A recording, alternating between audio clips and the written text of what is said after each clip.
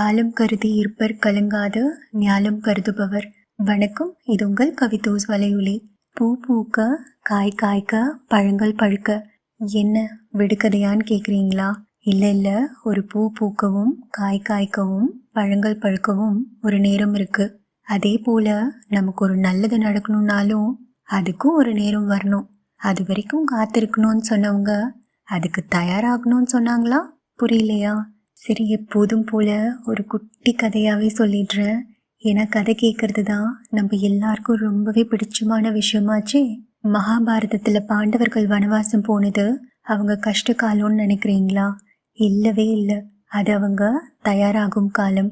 ராஜ வாழ்க்கையை வாழ்ந்தவங்க வனவாசத்தில் ஒரு எளிமையான வாழ்க்கையை வாழ வேண்டிய நிலைக்கு வந்தாங்க. வனவாசத்தின் போதுதான் அவங்களுக்கு ஆன்மீகத்து மீது அதீத நம்பிக்கை வந்தது. அதோட கிருஷ்ணரோட வழிகாட்டுதல் அவங்களுக்கு ஒரு பெரும் பலத்தை கொடுத்தது.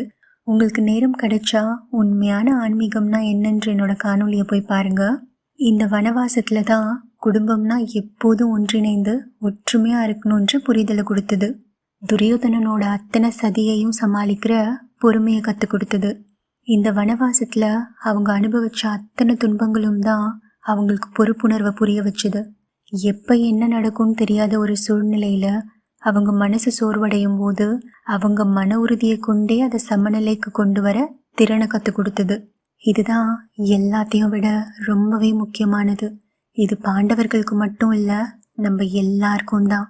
எப்பேற்பட்ட கஷ்டம் வந்தாலும் தர்மத்தை பின்பற்றினா இறுதியில் வெற்றி நிச்சயம்ன்றது உறுதி. இப்படி மன வலிமை, பொறுமை, நம்பிக்கைன்னு பல விஷயங்களை இந்த வனவாசம் அவங்களுக்கு கற்றுக் கொடுத்தது மட்டும் இல்லாமல் அவங்கள தயார்படுத்திக்கவும் செஞ்சது. அது மட்டும் இல்லை, அதுதான் அவங்கள மகாபாரதம்ன்ற ஒரு பெரிய போர்க்களத்தை எதிர்கொள்ள உதவியது. இப்போ புரிஞ்சதில்ல? இன்னமும் ஒரு உதாரணம் சொல்லட்டுமா? உங்களுக்கான நல்ல நேரம் வரும்போது 1000 கோடி பொற்காசுகள் கிடைக்க காத்துட்ருக்குன்னு வச்சுக்கோங்க. சரி, நல்ல நேரம் வந்ததும் அது தானாக கைக்கு வரும்னு நினச்சிட்டு இருக்கீங்களா? இல்லவே இல்லை, அங்கே தான் சூட்சமே இருக்குது. அந்த 1000 கோடி பொற்காசுகளை ஒரு யானை மேலே வச்சு அமுச்சிட்டு இப்போ அந்த யானையோட சண்டை போட்டு ஜெயிச்சாதான் அந்த பொற்காசுகள் கிடைக்கும்னு சொன்னால் அப்போ என்ன பண்ணுவீங்க? இல்லை, என்னால் முடியாது, எனக்கு பொற்காசுகள் வேணான்னு சொல்லிட்டு போயிடுவீங்களா? இல்லை, ஒரு முறையாவது முயற்சி பண்ணி பார்ப்போமேன்னு துணிஞ்சு இறங்குவீங்களா? நிச்சயம் துணிஞ்சு தானே இறங்குவீங்க.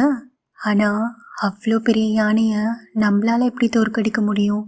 ஆனால் அதுவே ஒரு எறும்பு நினச்சா எப்பேற்பட்ட யானையையும் ஒன்றுமே இல்லாமல் பண்ணிடுமே. அவ்வளவுதாங்க. நம்ம ஜெயிக்கணும்னா சில நேரத்தில் உடல் பலத்தை பயன்படுத்த வேண்டியதாக இருக்கும், சில நேரத்தில் மனபலத்தை பயன்படுத்த வேண்டியதாக இருக்கும். ஆனால் ஒரு சில நேரத்தில் ரெண்டையும் பயன்படுத்த வேண்டியதாக இருக்கும். அப்போ நம்ம யானையை ஜெயிக்கணும்னா அதுக்கு சரியான யுக்திகளை கையாண்டாவே போதுமானது. அப்போ அதுக்கு மனபலம் வேணும். அப்போ மனபலம் வேணும்னா அதுக்கு காத்திருக்கக்கூடாது, தயாராகணும். இப்போ புரிஞ்சதில்ல?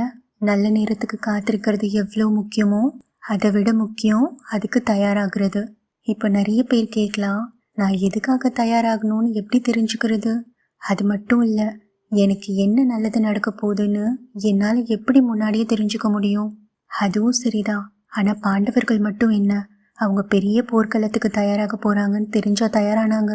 அந்த மாதிரி தான் உங்கள் உடலை தயார்படுத்துங்க, ஆரோக்கியமாக வச்சுக்கோங்க. உங்கள் மனசை தயார்படுத்துங்க, தூய்மையாக வச்சுக்கோங்க. உங்கள் புத்தியை தயார்படுத்துங்க, அறிவையும் ஞானத்தையும் வளர்த்துக்கோங்க. அவ்வளவே தான். இந்த 3ஐயும் தயார்படுத்திட்டா போதும். உங்களை நோக்கி எது வந்தாலும் சரி, யார் வந்தாலும் சரி, ஜெயம் உங்களுக்கு. இன்னொரு ரகசியம் சொல்லட்டுமா? நீங்கள் கேட்க தயாராக இருந்தீங்கன்னா அவங்களும் உங்ககிட்ட பேச தயாராக இருப்பாங்க. அதுக்கு உங்கள் மனசையும் புத்தியையும் தெளிவாக வச்சுக்கணும். சரி, முன்னோர்கள் புதையல் உடனே கிடைக்கணும்னா இதை மட்டும் பண்ணால் போதும்னு சொன்னியே, என்ன அதுன்னு கேட்குறீங்களா? அது எப்படி நான் சொல்லாமல் போயிடுவேன்? நமக்காகவே அவங்க விட்டுட்டு போயிருக்க அவங்க ஞானம், அறிவு, கலைகள்னு இப்படி ஏராளமான பொக்கிஷம் இருக்குது. அதில் எது வேணுமோ எடுத்துக்கோங்க. ஆனால் அதை நீங்கள் தான் தேடி கண்டுபிடிக்கணும். உடனே அது கிடைக்கணும்னா அப்போ உங்களுக்குள்ள அதை தேடுங்க. இன்னும் எளிமையாக சொல்லணும்னா, நம்ம வனவாச காலம் நம்ம சொர்க்கவாசல் திறப்புக்கான காலம். அடுத்த காணொளியில் ஒருமையுள் ஆமை போல் 5 ஆற்றின் எழுமையும் ஈமா புடைத்து என்னன்னு பார்க்கலாம். அதுவரை காத்திருப்போம். நன்றி, வணக்கம்.